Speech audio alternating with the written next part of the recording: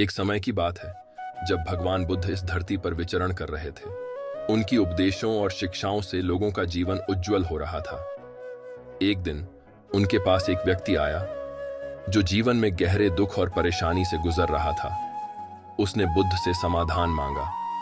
बुद्ध ने उसे एक कहानी सुनाने का निर्णय लिया। बहुत समय पहले एक छोटे से गांव में एक गरीब लेकिन ईमानदार लकड़हारा रहता था। उसका जीवन संघर्षमय था, लेकिन वह हमेशा प्रसन्न और संतुष्ट रहता।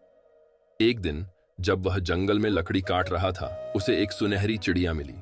चिड़िया ने उससे कहा, मैं एक जादुई चिड़िया हूं, तुम मुझसे जो चाहो वह मांग सकते हो। लकड़हारे ने सोचा और कहा, मैं चाहता हूं कि मेरे पास पर्याप्त भोजन हो और मेरा परिवार खुश रहे। चिड़िया ने उसकी इच्छा पूरी की। लकड़हारा और उसका परिवार सुखी रहने लगे। लेकिन समय के साथ लकड़हारे की इच्छाएं बढ़ती गईं। उसने अधिक संपत्ति, अधिक धन और वैभव की कामना की। चिड़िया ने हर बार उसकी इच्छाओं को पूरा किया। अंततः लकड़हारा इतना लालची हो गया कि उसने चिड़िया से अमरता की कामना की।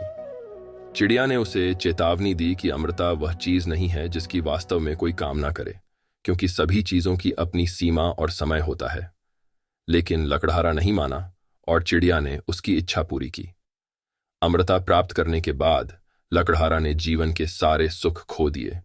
उसे समझ में आया कि जीवन में सुख दुख, मिलना बिछड़ना सब कुछ अनित्य है।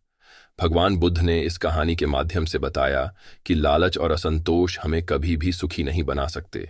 जीवन में संतोष और कृतज्ञता ही वास्तविक सुख की कुंजी है।